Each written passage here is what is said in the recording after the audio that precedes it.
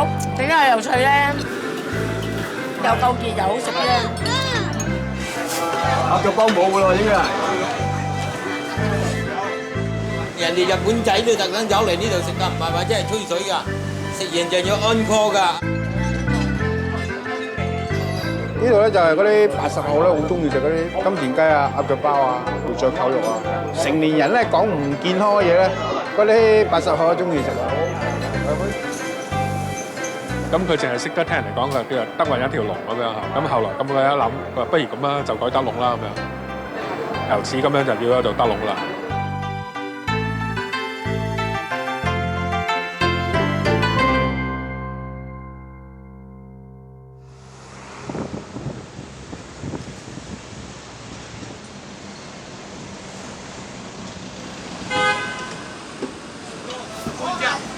唔係半隻。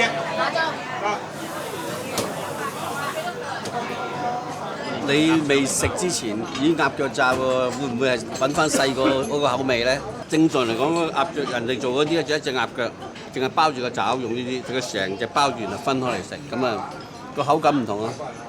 呢10幾年都香港好少酒樓做呢啲，啲人見到塊肥肉都驚啊！不過我哋唔驚咯，我哋中意餵食。阿朱生，你搞埋喺度。你好中意整多嚿鴨腳包啊！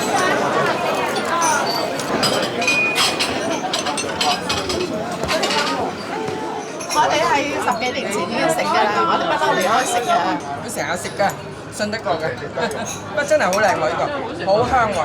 10幾年前同而家呢個片咧，太陽一今日鹹咗少少，鹹咗少少。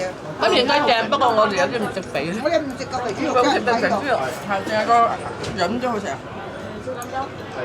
出邊咧市面上好少人做嗰啲懷舊菜㗎，因為佢要嘥功夫，但係又揾唔到錢。咁我哋你咪得啦。我哋而家過去工場嗰度睇睇個師傅整嘢先。師傅，呢啲師傅喺香港好難揾㗎。而家做緊嗰啲咧，咪鴨腳包咯。主要咧嗱，見到有咧呢個鴨腳咯。嗱呢啲咧就係預先處理好嘅雞肝，即係燒雞肝。呢啲火腿啦，啲芋頭啦，咁就有一啲叉燒咁樣啦。咁啊有啲又話中意攞啲火腿，亦都有嘅。咁啊鴨腳係主要材料啦。咁啊主要用鴨腸啦，或者用鵝腸咯。個鵝腸要嚟炸實佢咁樣咯。好多人都怕做呢啲嘢嘅，因為阿師傅話咧，做一隻鴨腳包啊，做一隻燒鵝嘅時間差唔多，所以佢成日鬧我咧話你唔好搞咁多呢啲嘢啦。但係咧啲客咧就指明一定要食，所以變咗日日都要生產。你依家唔係，如果你包得唔靚嘅，咁咪燒落去咪散啦。你仲要斬噶嘛，燒出嚟噶嘛。你一斬出嚟散晒，咁咪冇咯。點俾人睇啊？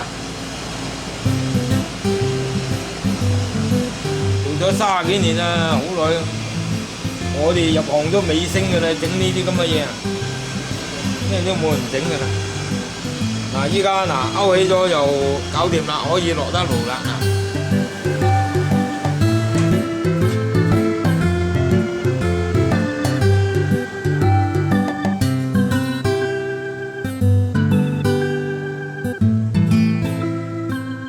金錢雞嘅材料咧，大致上都係放喺度啦。咁嗱，你見到咧呢啲就係白色嗰啲咧，其實係肥豬肉嚟嘅。不過師傅咧將佢咧，你見到咧一浸好似糖霜咁樣嘅。咁其實咧就係啲砂糖同埋啲酒、啲玫瑰露。你而家見到係白色，但係燒出嚟咧係通透嘅。咁咧就係一件梅花間竹、一件肥豬肉、一件叉燒、一件雞潤。另外我哋加片薑，嗰片薑嘅作用咧會提升嗰個金錢雞個香味。所以我哋啲金錢雞咧點解會出名咧？就係因為佢食出嚟咧通透、爽脆嘅。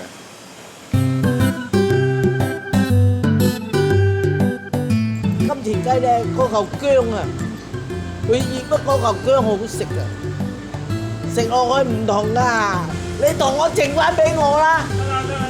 我女婿話俾佢啲家姐啊、細佬啊試下啊嘛，佢話咁好食咁。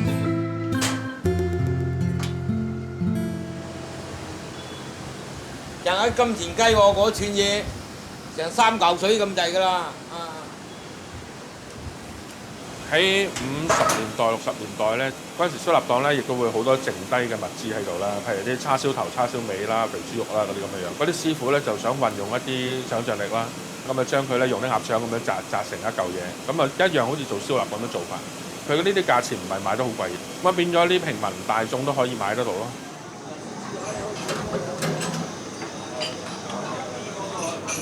喺80年代、90年代咧，曾經喺香港咧係突然間係好似呢啲咁嘅菜式係消失咗，因為覺得佢係哇咁肥嘅咁漏嘅，係咪啲人就覺得又唔健康咁樣咯？到2000年嗰陣時間啦，可能又有一股懷舊風啦，有啲老人家咧就想揾翻啲感覺。咁後生仔咧多數咧只係話我聽過啲老人家講啫，但係其實我見都未見過咩叫金錢雞係咪雞嚟㗎咁樣。但係當佢哋一接觸過咧，覺得好得意喎咁樣。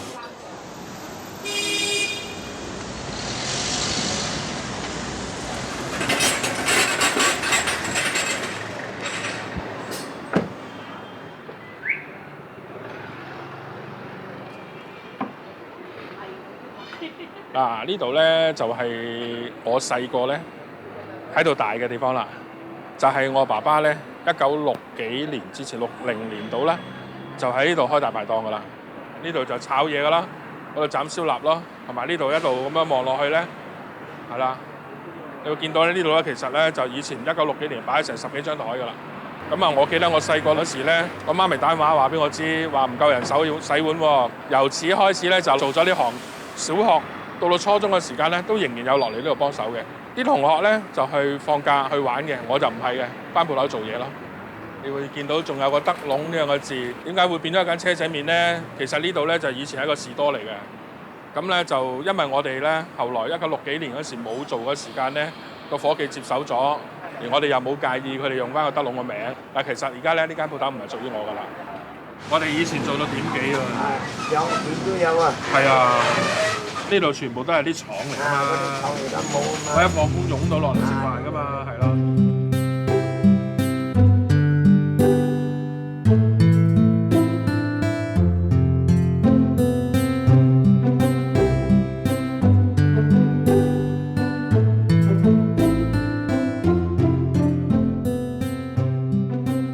你見到呢度有一間餐廳啦，但係其實咧，我記得我細個嗰時咧，呢間叫做南華冰室。咁點解我會咁深刻印象咧？就係因為咧，我以前初落嚟幫阿媽手嗰時咧，咁我阿媽見我咁細個咁辛苦啊，獎賞下你啦咁樣。最近呢度啦，咁啊走嚟呢度茶餐廳，咁啊有紅豆冰啊，有奶茶啊、菠蘿包啊呢啲咁食嘅。我阿媽叫份三文治，咁啊兩仔乸喺度食咯。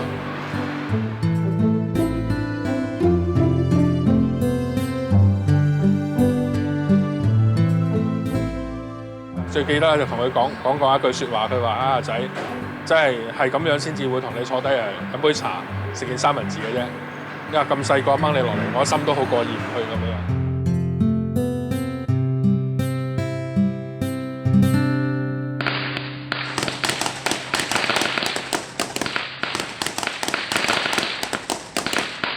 當時咧，我哋鋪頭搬到嚟新蒲崗咧，我爸爸嘅目的咧就係話，佢睇到咧機場咧將會有好多勞動力出嚟食飯，加上咧就工廠區咧嗰度咧就好多人喺度翻工嘅，咁變咗咧個生意人流咧一定有保證嘅。咁啊如是者咧，到到1960幾年、7幾年到8幾年咧，呢20幾年咧，其實真係啲生意多到不得了嘅，日日都係咁多人嘅。咁到98年咧，啟德機場一搬走之後咧，成個環境改變晒嘅。喺嗰個時間咧，就係我幫我爸爸手咁多年咧，不最低潮嘅時間嚟。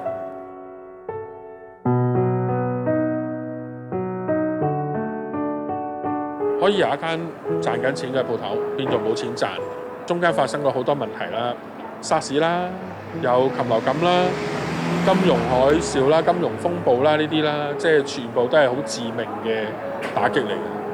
我最差咧係曾經咧變賣自己嘅物業啊、車啊，要俾鋪頭出糧啊咁樣嘅。咁我爸爸叫我唔好做啦，我話叫佢結束唔好做啦。到大沙士好犀利啊，個月要蝕本蝕到唔清楚㗎。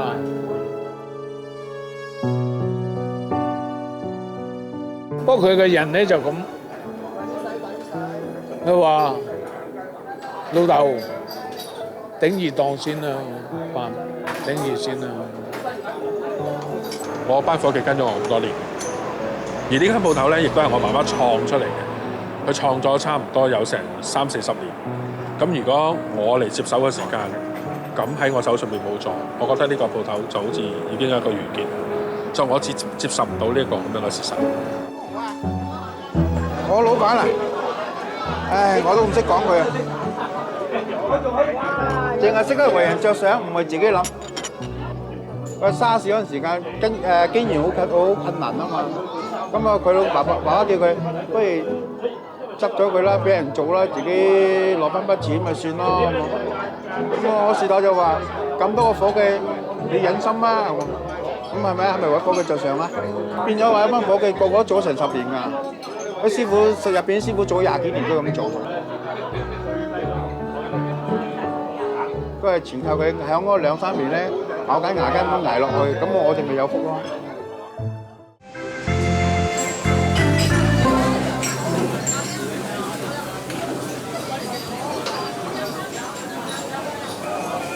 咁其實我同啲伙計咧，即係大家都傾啊，點樣你可以引到個客戶入嚟幫襯你咧？咁原來咧，即係話其實都有一啲方式嘅，做啲懷舊菜啦、金錢雞啦、太爺雞啦，咁我哋都係即係我自己掌握得到嘅技術嚟嘅，亦都係我識嘅。呢條路咧都可以係將會行嘅一條路嚟啦，咁我就會向住呢個途徑咁去走。我呢個酒樓啊，或者菜館啊，都有做嘅菜式咧，我哋照做咧，但就唔係好掂啦。後尾咧就不斷咁樣研究，內嘅菜式冇人做嘅，我哋翻做。啲客咧受唔受咧，我唔知嘅菜哥。後尾咧不斷咁改良，做下咧呢一度幾好啦。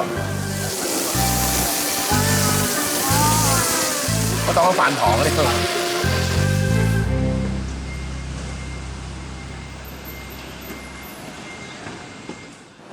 咁呢個梅菜扣肉咧係我哋鋪頭最賣得嘅菜式之一，亦都係我哋鋪頭開咗鋪幾十年，由我幫爸爸手到而家咧嗰20幾30年咧都係咁賣得嘅菜式嚟嘅。喺台面見到係一啲係嗰啲豬腩肉啦，先改細佢。第二咧浸到佢有幾成熟，咁咧容易一陣間就做爆皮啊嗰個動作噶啦。咁其實咧梅菜扣肉咧，如果依照咧最傳統嘅個工序係有15個工序咁多。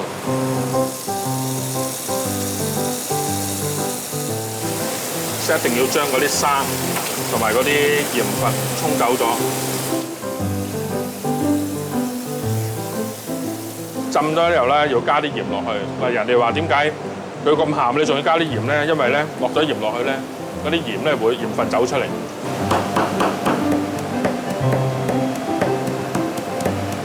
我哋啲豬肉烚咗差唔多有半個鐘頭啦。而家我哋做呢個工序咧就叫做鬆針啦。個目的咧就係疏氣。如果你唔做呢個過程咧，做出嚟啲扣肉咧好厚嘅皮。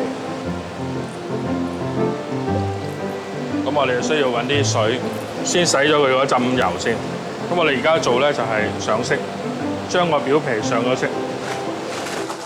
我哋咧先預備一啲冰水。經過咁樣嘅炸咧，再揾冰水一浸咧，一收縮咧，佢就起晒嗰啲紋出嚟㗎啦。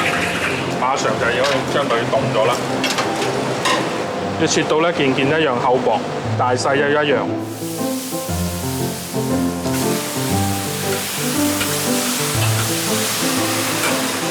跟住我哋用手啦，落好抽啦，鹽啊糖啊咁樣啦。而家你會聞到晒佢嗰啲肉啊、啲醬啊嗰啲香出晒嚟。梅菜咧，你又唔可以俾油，將嗰啲水分烘咗出嚟。開始你都聞到有少少香味啦。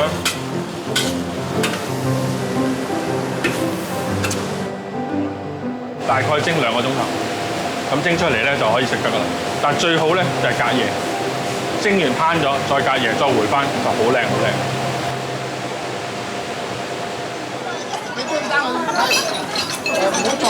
嗱，呢個係梅菜扣肉。食梅菜扣肉梗係要肥先好啊！跟住畢啲梅菜添啊！真係走啊！加埋梅菜啊，正啊！瘦嘅唔正啊，肥嘅先好啊！梅菜可嚟撈飯啊！唔係佢整到可以咧入口就風化啊嘛，入口就溶啦一啲都唔肥啊！係我哋老師幾多位啊？幾多位老師？某一個程度講，好似兄弟班咁咯。邊度唔掂就去邊度幫邊度就咁。因為佢有一個要求就係假手於人，所有嘢自己一手一腳。你晏晝都參觀過佢呢個工場㗎啦，佢一個人上面㗎咋，冇人理佢㗎啦。邊個理佢啊？即係講個難聽啲，佢焗到暈低都冇人知㗎。俾咗第二度俾佢。過你度啊！所以我成日都話佢唔係太子爺嚟嘅。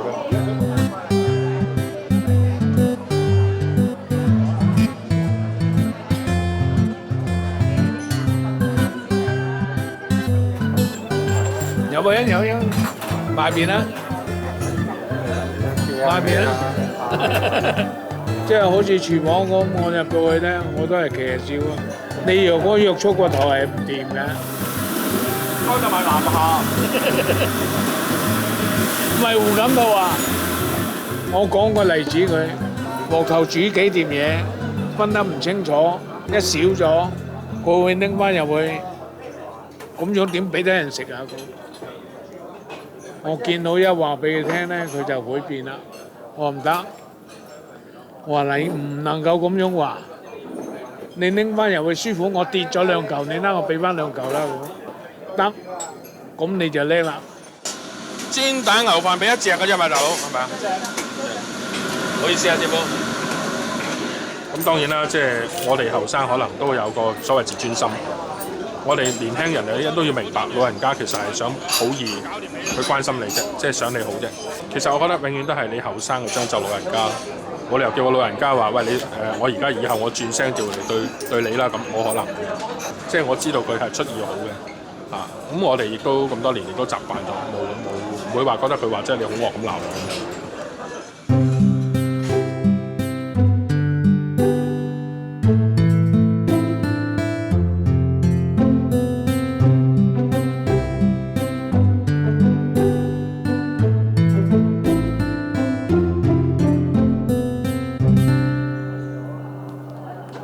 Hello， 今日買咩啊？今日係啊。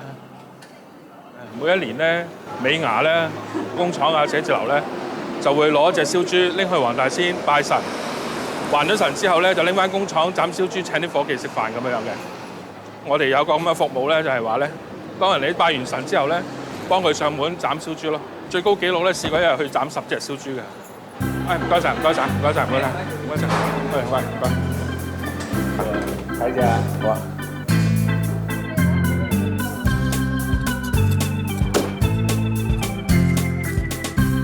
本身我都唔係好識斬嘅，咁初初跟啲師傅去斬啦嚇，咁我偷下師咯，見人哋斬我就斬啦，斬下斬下而家變咗熟手啦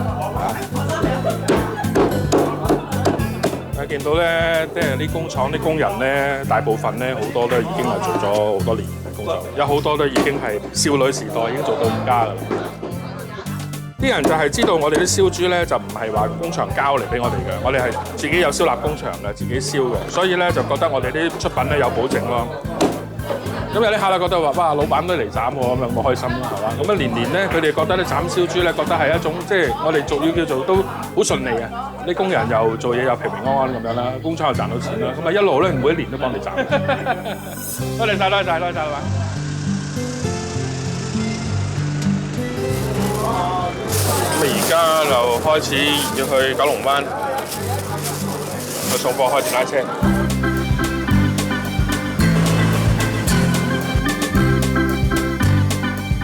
雖然個區咧就唔係好大，但係叫啲阿姐日曬雨淋啊，好似我而家咁樣揼到濕晒，係咪？咁不如我開部電單車啦。咁其實我嗰陣時係未有電單車牌，我自己真係走去考車牌。卒之我喺4個月、5個月，我考到個車牌，係啦，掛住個 P 牌添嗰陣時就開始送外賣。其實講少有啲而家啲集團咧，都係開電單車送啊漢堡包啊、送披薩咧。其實幾年前我已經開始咗，都可以係為間鋪頭可以諗到一啲數落去，係可以幫到嘅。你呢度而家好多都食肆啦，而家都。但係我哋有時啲客咧，為咗啲客着想，佢中意打個電話嚟，我哋咪照樣俾佢咯。62蚊多謝你。即係如果外人睇就覺得你係咪傻咗啊？嗰時我媽都話2盒你都去九龍灣嗰度，你話遠啊，你拒絕佢其實好容易啫。話我而家遠就唔送都得，但係你損失咗個係嗰個公司嘅商譽。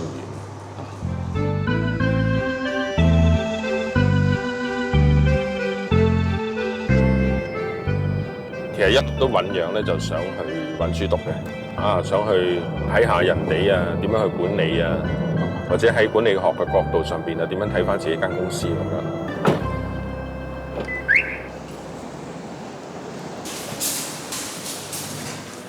咁呢個就係我哋當年實戰嘅課室啦。我哋嗰屆嘅同學咧，有啲係好高學歷嘅，本身都碩士或者乜嘢。總體嚟講咧，我覺得咧喺成班嚟講咧，我係屬於10名之內，都好開心嘅。咁但係到畢業禮嗰陣時咧，就即係好驚訝啦，係到宣佈嗰陣時咧，原來我考第一，即係自己諗唔到，自己都諗唔到，係啦。